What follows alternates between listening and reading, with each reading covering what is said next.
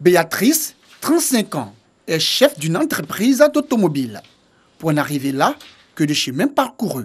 J'ai commencé par une cabine téléphonique. En 2006 exactement. Voilà, donc je voulais aller vivre sur la cité, donc j'avais besoin d'un peu d'argent. Je venais de finir le DUG 2 et c'était pour maintenant la licence et la maîtrise. J'ai une maîtrise en criminologie. En son temps, nous avions 35 à 45 000 francs de bénéfices. Et moi, je faisais au moins 3-4 par mois. Donc, ça me faisait environ 130 000 francs par mois que j'avais. Presque un an après, je m'investis ensuite dans la vente de chaussures et de sacs à main. Et là, je commence avec encore 500 000 francs. En 2010, la jeune Béatrice voit ses affaires chuter quand survient la crise post-électorale. Je vendais des sacs à main et après la crise, il y a eu plusieurs clientes qui étaient parties au Ghana, qui ont perdu leur emploi également. Donc, c'était un peu compliqué pour moi de récupérer. Passé cette période de difficultés, elle s'adonne à la vente de jus et c'est dans cette activité que Béatrice découvre le monde de l'automobile. Mais je me ressaisis ensuite et je recommence à vendre du jus de bissap et de Yemokoudi dans les menuiseries, dans les garages automobiles, dans les gares routières, jusqu'à ce que je rencontre un mécanicien qui vendait des véhicules en son temps. Il représentait un monsieur qui était un partenaire au Canada. Et donc, c'est comme ça qu'on a commencé à travailler ensemble. En son temps, j'avais vendu un véhicule de 15 millions et j'ai touché que 375 000 francs. Voilà. Donc, ça m'a beaucoup touchée parce qu'après ça, moi, j'ai vu, il y a eu pas mal d'amis qui ont essayé de parler assez, mais c'est petit. Donc ça, je garde ça toujours en souvenir. Nous décidons de faire un tour dans son parc automobile. À peine arrivée, Béatrice vient de recevoir une commande de voiture pour une mission à l'intérieur du pays. Là, c'est un véhicule qui va en location tout à l'heure. Donc moi-même, je prends la peine de vérifier tout ce qui est confort dans le véhicule. Ambitieuse et entreprenante, elle se lance également dans la vente des matériaux de construction, où elle ouvre une quincaillerie dans la commune de Yopougon. Nous sommes partis aussi d'un petit truc, comme d'habitude, et au fur et à mesure, nous avons eu pas mal de partenaires qui nous ont fait confiance et avec eux, nous avons travaillé et agrandi le magasin en question. Si j'ai un message à lui dire, c'est de rester comme elle est, la dame au grand cœur, la dame de fer, de ne pas changer.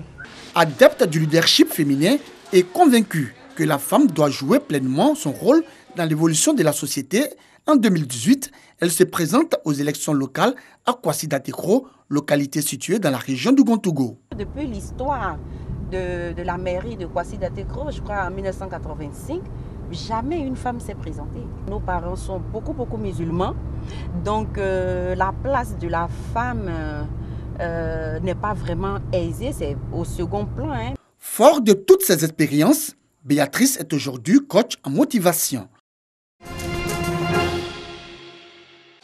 Sortir les jus de bissap, de mil, de fruits de passion, entre autres des 2 congélateurs qu'elle possède en vue de les commercialiser, c'est le quotidien de Marie, la trentaine révolue. Veuve et mère de 5 enfants, elle habite le quartier Sabouran QG dans la commune d'Abobo. Chaque jour, le scénario est le même. Aidée par l'une de ses filles, elle transporte les jus de la maison à sa charrette stationnée en bordure de route non loin de la cour. Des jus qu'elle se voit obligée de vendre en vue de s'occuper de ses enfants en classe de CP1, de CM1, de CM2 et de 5e. Mon mari est décédé, c'est ça que je vends. Je règle mes enfants, je paie maison, je paie courant, je paie leur école. On mange dedans. S'ils sont malades, c'est moi qui occupe d'eux. Je l'envoie à l'hôpital, je paie les médicaments. Je n'ai pas de mari. La charrette à peine remplie, que des clients se précipitent pour en acheter. 100 francs, c'est le prix d'une bouteille. Il faut parcourir tout le quartier et certains garages pour satisfaire sa clientèle. Marie est hélée de partout.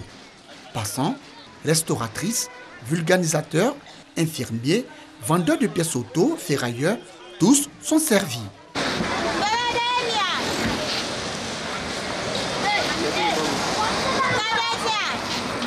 Il y a beaucoup de monde ici, ce sont mes clients. Je suis pour 15 000. Des fois, il y a 2 000 qui restent, des fois, il y a 3 000 qui restent aussi. Chaque jour, on doit payer son yamoukou parce que c'est bon. Elle fait bien.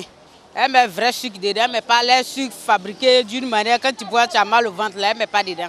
Malgré les endroits parfois difficiles d'accès, Marie arrive à desservir sa clientèle. La femme là, elle est courageuse parce qu'il vient chaque fois, il passe ici et puis il attend que c'est un vœu, il travaille chaque jour pour qu'il va nourrir sa famille. Une femme qui perd son mari, vraiment, elle a trop de charges. Donc il faut aider ces personnes-là, voilà, les encourager. C'est pour cela qu'il achète ces jus. Satisfaite de son métier, Marie exhorte les femmes et les jeunes filles qui vivent la même situation qu'elle à ne pas baisser les bras.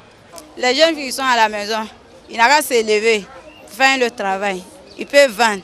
Et les femmes, qu'elles là pour demander l'argent, ils déposent à 7 pour demander l'argent. C'est pas bon. Ils n'ont qu'à chercher un commerce pour faire. Son souhait, voir son 3e congélateur réparé, mais aussi obtenir d'autres congélateurs en vue d'agrandir davantage son commerce pour le bonheur de ses enfants encore sur les bancs.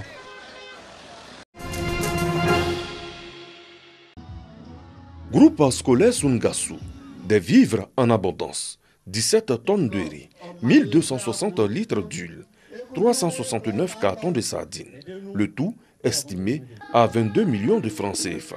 Tel est le don de l'ONG Ivoire Développement Durable, un don qui rentre dans le cadre de la 3e édition de sa collecte de fonds baptisée Cantine de cœur. Une collecte qui permet à 32 cantines de la Direction régionale de l'éducation nationale de Dimbokro de bénéficier de 115 200 repas supplémentaires.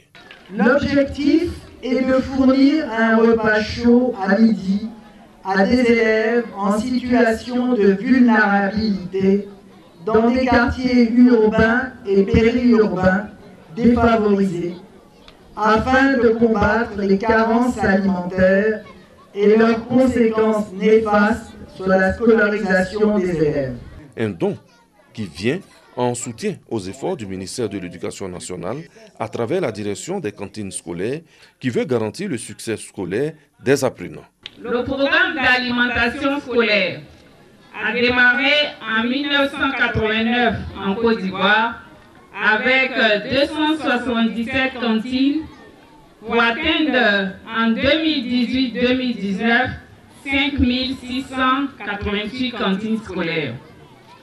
Sur les 5688 cantines scolaires, 613 cantines scolaires avec 125 000 élèves sont pris en charge par le programme alimentaire mondial pour 117 jours de fonctionnement sur 120 jours d'école avec les vivres du programme Margot Vendôme du gouvernement américain. À ce don de vivres s'ajoute un autre de la Fondation Orange qui offre un important lot de vaisselle.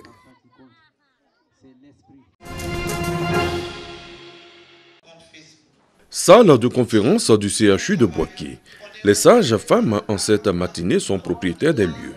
L'éthique et la déontologie de cette corporation font l'objet d'un renforcement de capacités au profit des sages-femmes de la région de Boaké. Une cérémonie en prélude à l'installation de la présidente régionale de l'Ordre des sages-femmes et des maïonnéticiens. Le jeudi 24 octobre 2013, l'Assemblée nationale adoptait un projet de loi portant création de l'Ordre des sages-femmes et des maïonnéticiens présenté par le ministère de la Santé. Une des réponses aux nombreuses critiques formulées à l'égard de cette corporation. La sage-femme a un devoir de confraternité envers ses autres collègues. La sage-femme a des devoirs envers les patients, mais aussi elle a des droits. C'est tout ça qui comporte le code de déontologie. Après avoir donné vie à l'ordre, place à la phase d'implantation sur tout le territoire national. Kwasi Adjoa Colette, épouse Yao, surveillante d'unité de soins au district sanitaire de Boaké Nord-Ouest, est la toute première présidente pour le compte de la région de Boaké.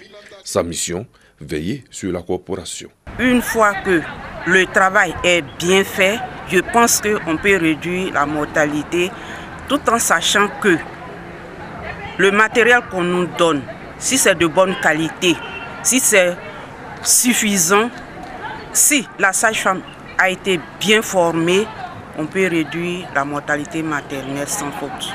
Après le Béquet, La présidente nationale de l'Ordre des sages-femmes et des maïonnéticiens de Côte d'Ivoire ira vers d'autres régions du pays à l'effet de vulgariser cet ordre.